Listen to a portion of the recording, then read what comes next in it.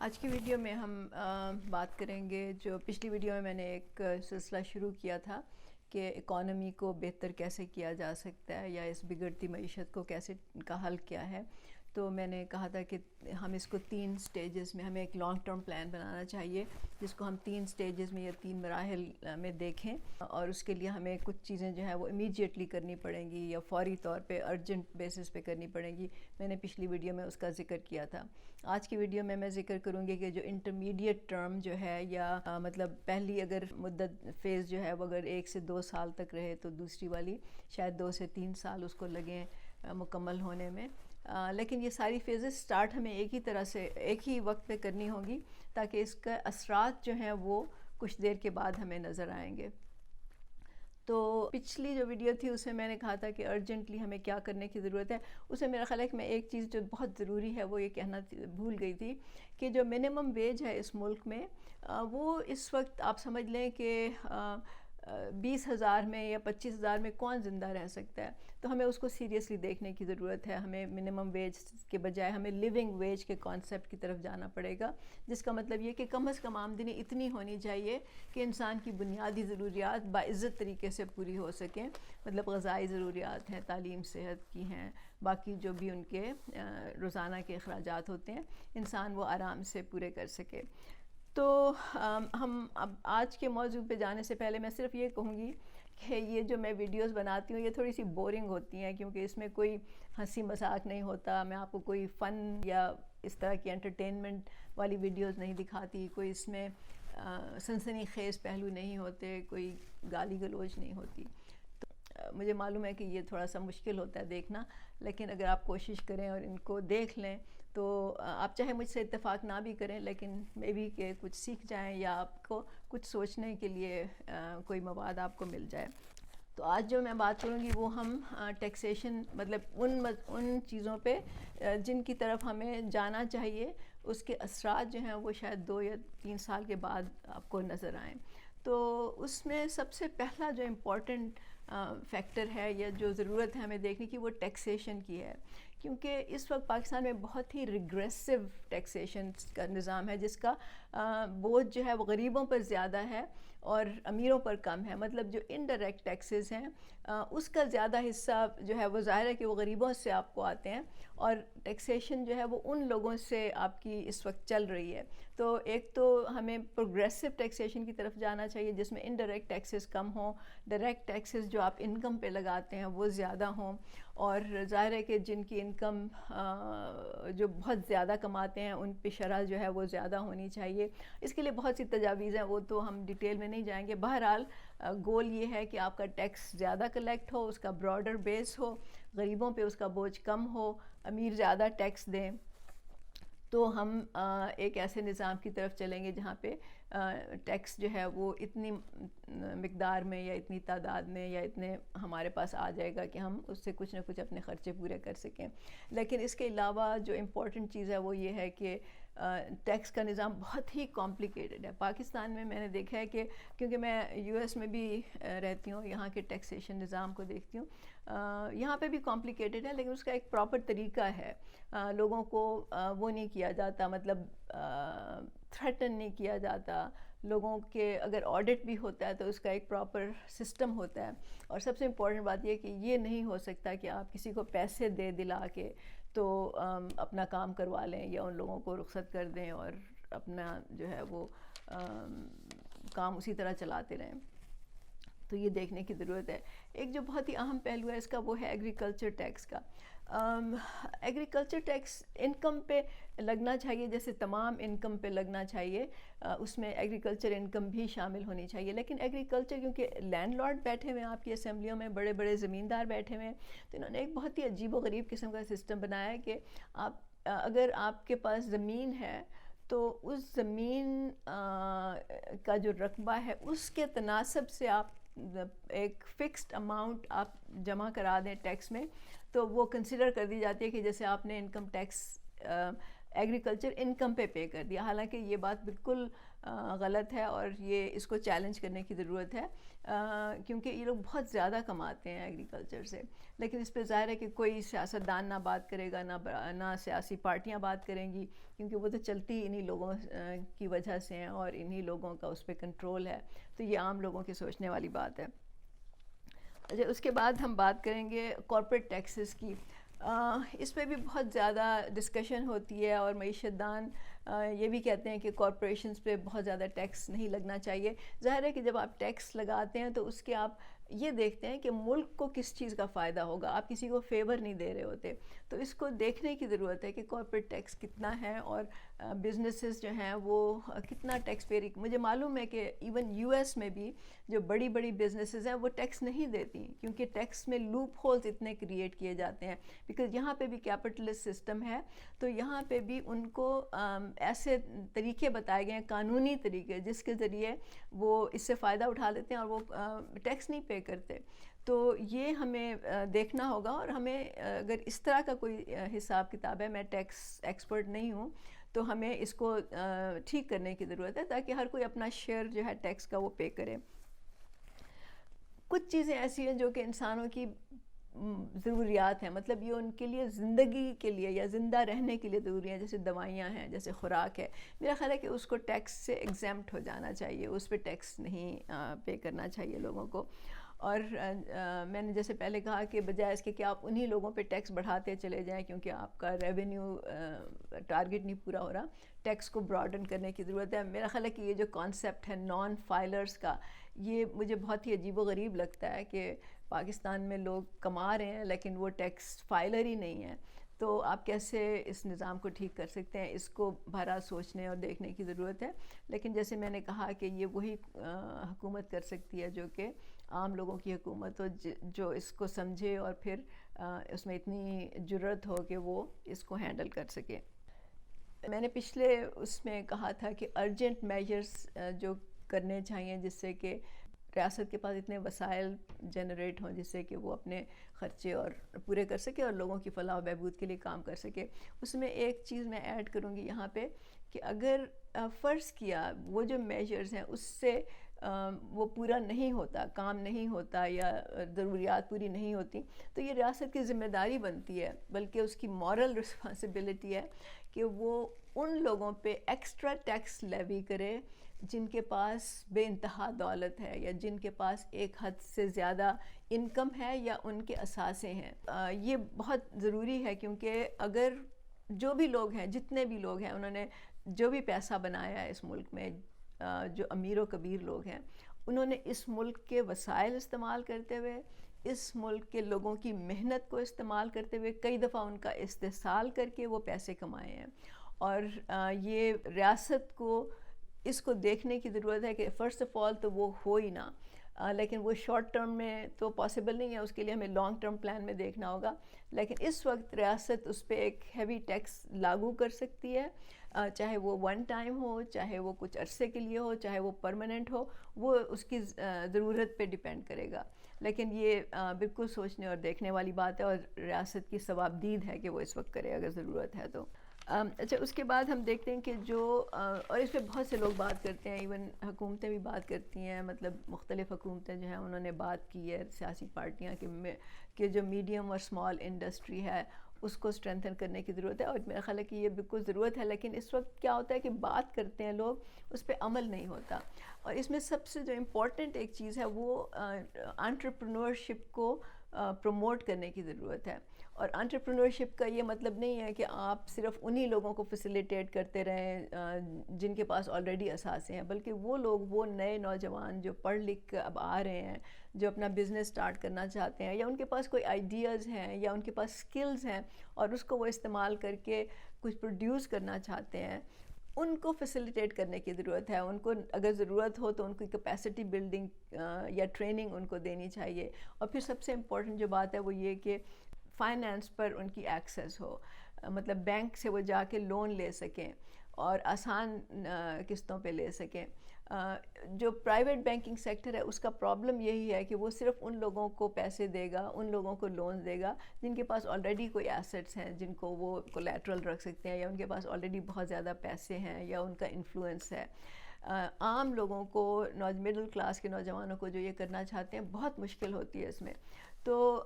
اس کے لیے even U S میں بھی, حالانکہ یہاں کیپٹلسٹ سسٹم ہے اور پرائیویٹ بینکنگ بہت اسٹرانگ ہے یہاں پہ, لیکن یہاں پہ بھی اسٹیٹ اونڈ بینکس ہیں جن کا مقصد جو ہے وہ پروفٹ کمانا نہیں ہوتا, بلکہ ان کا مقصد ہوتا ہے جو کمیونٹی میں ضرورت ہے اس لحاظ سے لوگوں کو فیسیلیٹیٹ کرنا. تو وہ اسٹوڈنٹ لونز بھی دیتے ہیں یہاں پہ, مارگیجز بھی دیتے ہیں, وہ جو لوکل گورنمنٹ کے ترقیاتی کام ہوتے ہیں اس کے لیے بھی وہ لونز دیتے ہیں. تو اس طرح کا سسٹم ایک یہاں پہ نافذ کرنے کی ضرورت ہے بینکنگ سسٹم میں. اس کے لیے ہمیں تھوڑا بہت چینج کرنا ہوگا, بلکہ شاید کافی چینج کرنا پڑے بینکنگ سیکٹر کو. تو اس کے لیے وہ, تاکہ جو نوجوان آپ کے کرنا چاہتے ہیں کچھ, ان کی ایکسیس ہو سرمایہ تک. ایک جو بہت ہی اہم چیز ہے جس کی وجہ سے لوگوں کا استحصال ہوتا ہے, غربت بہت زیادہ ہے, آمدنیاں کم ہیں, وہ یہ ہے کہ یہاں پہ ٹریڈ یونینز جو ہیں ان کو بالکل ختم کر دیا گیا ہے. ٹریڈ یونینز کا ہونا بہت ضروری ہے, کیونکہ ٹریڈ یونینز ایک ایسا پلیٹ فارم ہے جہاں پہ آپ کی جو ورکنگ کلاس ہے وہ منظم ہوتی ہے, متحد ہوتی ہے, اور وہ اپنے رائٹس کے لیے اسٹرگل کر سکتی ہے, اپنے رائٹس کے لیے آواز اٹھا سکتی ہے, اپنے رائٹس کے لیے وہ بارگین کر سکتی ہے, اپنے جو سیلریز ہیں یا ان کی اجرتیں ہیں اس کو نیگوشیٹ کر سکتی ہے, وہ میک شور کر سکتی ہے کہ سیفٹی میجرز جو ہیں وہ پورے ہوں, علاج معالجے کی سہولیات ہوں, جو بھی مطلب لوگ وہاں پہ کام کرتے ہیں ان کے رائٹس کی پروٹیکشن ہو. تو اس وقت پاکستان میں میرا خیال 1 یا 2% لوگ جو ہیں ورکنگ کلاس کے وہ یونینائزڈ ہیں. بہت سی یونینز کو اجازت ہی نہیں ہے, یا بہت سے سیکٹرز ایسے ہیں جس کو یونینائز کرنے کی ضرورت ہے, اور یہ ریاست کو چاہیے کہ اس کو فیسیلیٹیٹ کرے, بجائے اس کے کہ اس کو اس پہ قدغن لگائی جائے اور اس کو بند کیا جائے, جو کہ کیپٹلسٹ سسٹم میں یہ ہوتا ہے کہ کیونکہ کیپٹلسٹ کا ایک کنٹرول ہوتا ہے مینز آف پروڈکشن پہ, اور ان کی بات سنی جاتی ہے آپ کے سیاسی اداروں میں, تو وہ نہیں چاہتے کہ ٹریڈ یونینز مضبوط ہوں. اور پاکستان میں تو آپ کا جو ایگریکلچر سیکٹر ہے اس کو بھی یونینائز کرنے کی ضرورت ہے. یہاں پہ تو وڈیروں کا اتنا زیادہ کنٹرول ہے ہر چیز پہ, تو اور میں اس کے لیے تو خیر میں ہمیشہ بات کرتی ہوں کہ وڈیرہ شاہی کو ختم ہونا چاہیے. تو بہرحال یہ جو ٹریڈ یونینز کا, یہ جو ورکنگ کلاس کا یہ ایک نظام ہے, ایک پلیٹ فارمز ہیں جس کے ذریعے وہ اپنے رائٹس کو پروٹیکٹ کر سکتے ہیں, ان کو اسٹرینتھن کرنے کی ضرورت ہے. پھر انڈسٹری کی طرف ہم آتے ہیں. ایگری انڈسٹری اس ملک میں بہت آسانی سے میرا خیال ہے لگ سکتی ہے, اس پہ کسی نے ابھی تک توجہ نہیں دی, کیونکہ جو انویسٹر ہے وہ تو اس میں نہیں انٹرسٹڈ ہے, بیکاز وہ تو زمینوں میں پیسے لگا کے اور وہاں سے وہ منافع کما رہے ہیں. یہ اسٹیٹ کو کرنا پڑے گا, اسٹیٹ کو ایگری انڈسٹری کو انکریج کرنا پڑے گا, فیسیلیٹیٹ کرنا پڑے گا, خود اس کا کنٹرول لینا پڑے گا. اچھا, جب ہم انڈسٹری کی بات کرتے ہیں تو جو ہیوی انڈسٹری ہے اس کی تو ہم لانگ ٹرم پلان میں بات کریں گے, لیکن جو ارجنٹ اس وقت سچویشن ہے وہ انرجی کی ہے. انرجی سیکٹر جو ہے اس پہ ریاست کا کنٹرول ہونا چاہیے. مطلب انرجی کے بغیر آج کل کی دنیا میں آپ کیا کر سکتے ہیں؟ آپ تو مطلب کمپیٹ ہی نہیں کر سکیں گے, انرجی پہ ڈیپینڈنٹ ہیں آپ کے ایون چھوٹے دکاندار جو ہیں, آپ کے بازاروں میں جو لوگ کام کرتے ہیں, جو چائے خانے چلاتے ہیں, جو آپ کے ٹیلرز ہیں, یا جو بھی چھوٹے موٹے پروڈیوسرز ہیں, پرنٹنگ شاپس ہیں, یہ سب انرجی پہ ڈیپینڈ کرتے ہیں. تو آپ انرجی کو اگر نہیں فوکس کریں گے, یہ تو آپ کے لیے ایک سمجھ لیں کہ سیکیورٹی تھریٹ ہے. تو اس کو تو ریاست کو اپنے کنٹرول میں لینا چاہیے, بجائے اس کے کہ ان کو ہم نے پرائیویٹ سیکٹر کے حوالے کیا ہوا ہے, وہ جو مرضی کرتے رہیں اور لوگ جو ہیں وہ پریشان ہوتے رہیں. انرجی آپ کی ہوگی تو آپ کی بزنس چلے گی, آپ کی انڈسٹری چلے گی, آپ ایکسپورٹ امپروو ہوگا آپ کا. اس وقت پاکستان کا اس لحاظ سے بہت ہی برا حال ہے. اس کے علاوہ ماحولیات پہ اس کا بہت بڑا امپیکٹ ہے, کیونکہ 69% لوگ جو ہیں, خاص طور سے جو دیہاتوں میں رہتے ہیں, وہ لکڑیاں جلاتے ہیں, کیونکہ ان کے پاس نہ گیس ہے نہ بجلی ہے. تو آپ انرجی سیکٹر کو مضبوط کریں گے, لوگوں کو یہ پرووائڈ کریں گے, تو آپ کا انوائرمنٹل جو ہے اس پہ بھی بوجھ کم ہوگا. اس کے علاوہ ہم بات کرتے ہیں کہ جو آپ کی پبلک ٹرانسپورٹ ہے, پبلک ٹرانسپورٹ اس وقت پاکستان میں نہ ہونے کے برابر ہے. تو آپ بڑے بڑے یہ پروجیکٹس لے کے آتے ہیں, کوئی اورنج ٹرین ہے, کوئی ریڈ ٹرین ہے, کوئی نیلی پیلی ہے, کوئی آپ الیکٹرک بسز چلا رہے ہیں جی, لیکن اصل بات یہ ہے کہ اس ملک میں پبلک ٹرانسپورٹ انر سٹی اور پھر انٹر سٹی اس کی بہت زیادہ ضرورت ہے. اس سے آپ کی سڑکوں پہ کنجسٹن کم ہوگی, اس سے آپ کا پیٹرول کا خرچہ کم ہوگا, اس سے آپ کے دھواں اور جو اس وقت اسموگ اور ماحولیات کا جو بیڑا غرق ہو رہا ہے وہ آپ کا بہتر ہوگا. لوگوں کو سٹریس, لوگوں پہ ذہنی سٹریس کم ہوگا. آپ کو معلوم ہے کہ جو لوگ جاب پہ جاتے ہیں وہ چاہے گاڑی چلا رہے ہوں چاہے وہ بائک چلا رہے ہوں, وہ بہت ہی سٹریسفل ہوتا ہے. مطلب کراچی میں تو مجھے معلوم ہے کہ ایک سرے سے دوسرے سرے تک جاتے جاتے 1-1.5 گھنٹہ کئی دفعہ لگ سکتا ہے آپ کو بائک میں. تو جو اس کا سٹریس ہوتا ہے اس کا انسان پہ, اور پھر ٹائم کتنا لگتا ہے آپ کا, یہ سب چیزیں جو ہیں یہ ایڈریس ہو سکتی ہیں اگر آپ کے پاس ایک کمفرٹیبل ریلائبل ٹرانسپورٹ سسٹم ہو, جس کے لیے آپ کو بسیں چاہیے, آپ کو ایک روڈ کا ایک سسٹم چاہیے جو کہ کچھ حد تک ہے, تھوڑا بہت اس میں امپروومنٹ کرنے کی ضرورت ہے, لیکن آپ کو بسیں چاہیے. آپ کو ایسی ٹرانسپورٹ نہیں چاہیے جس کے لیے آپ کو پہلے انفراسٹرکچر اس کے لیے بنانے کی ضرورت ہو, پہلے اس کے لیے کچھ اور, کیونکہ انڈر گراؤنڈ موسٹلی جو ترقی یافتہ ممالک ہیں ان میں انڈر گراؤنڈ سسٹم چلتا ہے, لیکن وہ بہت مہنگا ہے, شاید وہ اس لیول پہ ہمارے لیے افورڈیبل نہیں ہو سکتا یا موزوں بھی نہیں ہو سکتا ہمارے لیے. تو ہمیں ایک پبلک ٹرانسپورٹ کرنے کی ضرورت ہے. اس کے اگر ایک آپ کے پاس مناسب کمفرٹیبل اور محفوظ پبلک ٹرانسپورٹ ہوگا تو عورتیں بھی موبلائز ہو سکیں گی, زیادہ عورتیں کام پہ جا سکیں گی, وہ اپنے آپ کو سیف محفوظ کریں گی, وہ گھر کے کام کر سکتی ہیں, بچوں کو اسکول سے لانا لے جانا وہ عورتیں کر سکتی ہیں. مردوں پہ اس کا بوجھ جو ہے وہ کم ہو سکتا ہے, مردوں پہ سٹریس لیول کم ہو سکتا ہے. تو اس کے بہت زیادہ پبلک ٹرانسپورٹ کے بہت زیادہ فوائد ہیں. اور جو پرابلم ہے اب اس میں میرا خیال ہے کہ جس وجہ سے یہ نہیں ہو رہا وہ یہ ہے کہ اس کے اگینسٹ جو ہے مافیاز ہیں. مطلب آپ کا ٹرانسپورٹ پرائیویٹ ٹرانسپورٹ کا مافیا ہے, پھر آپ کے پاس پیٹرول کا مافیا ہے. ظاہر ہے کہ پیٹرول سے ان کو آمدنی ہوتی ہے, پیٹرول کا اگر خرچہ کم ہو جائے گا, جو کہ میرا خیال ہے کہ اگر آپ بہت ساری بسز چلائیں گے تو شاید اس میں کچھ کمپنسیشن ہو جائے. اس کے علاوہ آپ کے پاس جو لوگ گاڑیاں بیچتے ہیں یا بائکیں بیچتے ہیں ان کا ایک مافیا, ان کے ظاہر مفادات ہٹ ہوں گے اس سے, تو اس کو ایڈریس کرنا پڑے گا. لیکن پبلک ٹرانسپورٹ چلانے سے روزگار جنریٹ ہوگا,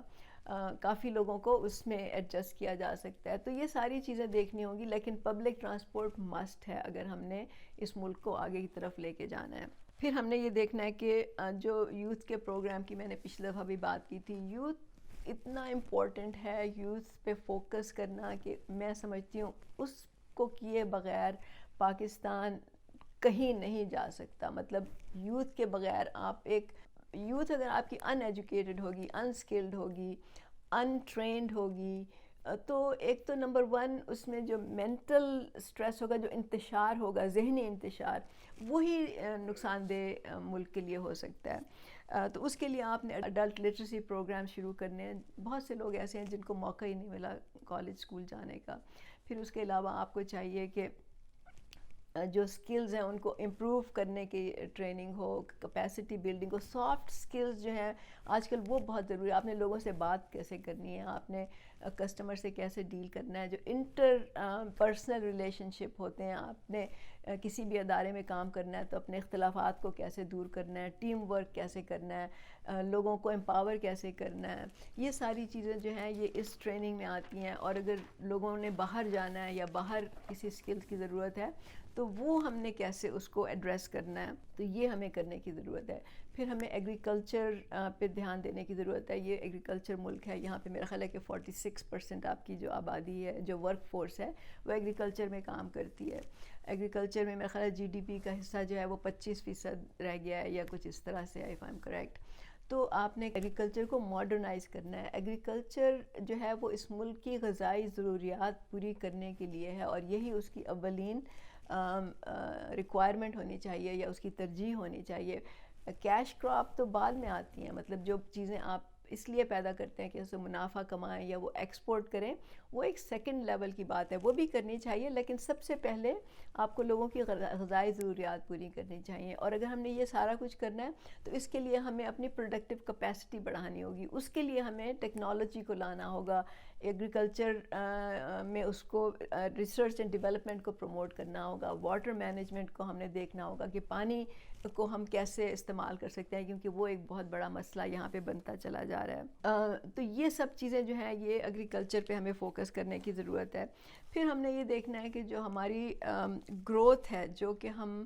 بار بار ذکر کرتے ہیں کہ ہماری گروتھ زیادہ ہونی چاہیے، اور یہ بہت سے معیشت دان جو ہیں وہ یہ کہتے ہیں کہ اس وقت جو بھی گروتھ ہو رہی ہے وہ ان پروڈکٹیو مین سے ہو رہی ہے. مطلب یہ کہ لوگ پیسہ بنا رہے ہیں، کیونکہ جو گروتھ ہوتی ہے وہ جی ڈی پی میجر ہوتا ہے. جی ڈی پی کا مطلب ہے کہ جتنی بھی اکنامک ایکٹیویٹی ہو رہی ہے ملک میں اس کو آپ جمع کر لیں تو وہ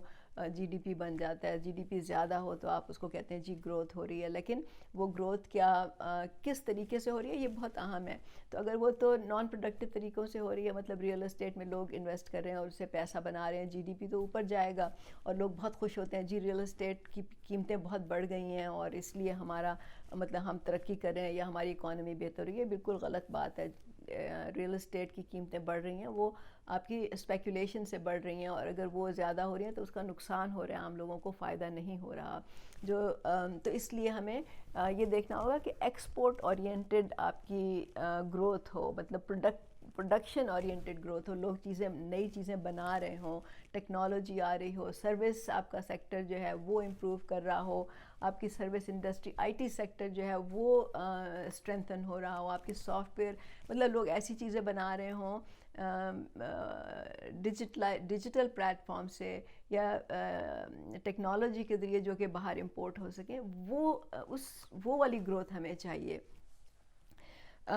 جو نیچرل ریسورسز ہیں ان کو ہمیں دیکھنے کی ضرورت ہے کہ وہ کس کے کنٹرول میں ہیں اور ان سے ہمیں کیا فائدہ ہو رہا ہے یا ریاست کو فائدہ کتنا ہو رہا ہے. پرائیویٹ سیکٹر جو ہے کیا سبھی منافع پرائیویٹ سیکٹر کے ہاتھ میں جا رہا ہے. پھر جو اس وقت اس ملک میں ایک بہت بڑا پرابلم ہے وہ ایمنسٹی سکیمز دے دی جاتی ہیں، اس سے لوگ جو ہیں اپنا کالا دھن سفید کر لیتے ہیں. وہ ساری حکومتوں نے کیا ہے، عمران خان نے بھی کیا ہے، اور اس کا فائدہ اس کا نقصان یہ ہوتا ہے کہ لوگ اپنا تھوڑے سے پیسے دے کے تو اپنے جو بلیک منی ہے اس کو وائٹ کر لیتے ہیں. اس کو ختم کرنے کی ضرورت ہے. جو ایک مطلب خاص ایس آر اوز دیے جاتے ہیں کچھ لوگوں کو اپنے مطلب اس کو پریفر کر کے، وہ بند ہونے چاہیے. پھر اس کے جو سبسڈیز ہیں ان کو ہمیں دیکھنا چاہیے کہ ان سبسڈیز سے ملک کو فائدہ ہو رہا ہے یا نقصان ہو رہا ہے. تو وہ اس کو ختم کرنا چاہیے جہاں جہاں اس کی ضرورت نہیں ہے. تو اس کو ہمیں دیکھنے کی ضرورت ہے. تو یہ سب چیزیں ہیں جو کہ اگر ہم ان پہ دھیان دیں گے اور توجہ دیں گے تو پاکستان جو ہے انشاءاللہ ایک مضبوط معیشت کی طرف اور خود مختار ملک بن سکتا ہے. لیکن اس کے لیے بہت مطلب مشکل اقدامات اٹھانے ہوں گے. یہ میں نے جو ساری باتیں کی ہیں یہ اس لیے نہیں ہو رہی کیونکہ کچھ باتیں شاید میں نے کی ہیں جو شاید کوئی اور نہیں کرتا، لیکن بہت سی باتیں جو میں نے کی ہیں ان کی تجاویز آتی رہتی ہیں مختلف ڈائریکشن سے. ٹیکس کے جو ایکسپرٹس ہیں ادھر سے بھی آتی ہیں، جو آپ کے اکانومسٹ ہیں ان سے بھی آتی ہیں، لیکن جو سسٹم ہے وہ ان لوگوں کے لیے ہے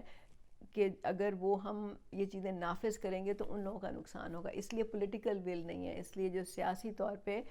قدم لینے کی ضرورت ہوتی ہے وہ نہیں ہو سکتا، وہ نہیں ہوتا. اور اس لیے پاکستان جو ہے وہ ایک چکر میں ہے کہ ایک آئی ایم ایف سے جو اس کے ساتھ ان کا معاہدہ ہوتا ہے، اس کے بعد دوسرا تیسرا، اس سے ہم نکل نہیں پا رہے. اور انفیکٹ جو آپ کے سامنے حالات ہیں کہ پاکستان کی اکانومی جو ہے وہ بہت ہی خراب حالت میں ہے اس وقت. تو بہرحال میں امید کرتی ہوں کہ آپ کو یہ ویڈیو پسند آئی ہوگی، کم از کم آپ کو کچھ چیزیں نئی ملی ہوں گی سننے کو، کچھ آپ کو سوچنے کے لیے مواد ملا ہوگا. تو اگر آپ کو یہ ویڈیو پسند آئی ہے تو چینل کو سبسکرائب کرنا نہ بھولیے گا. بہت شکریہ.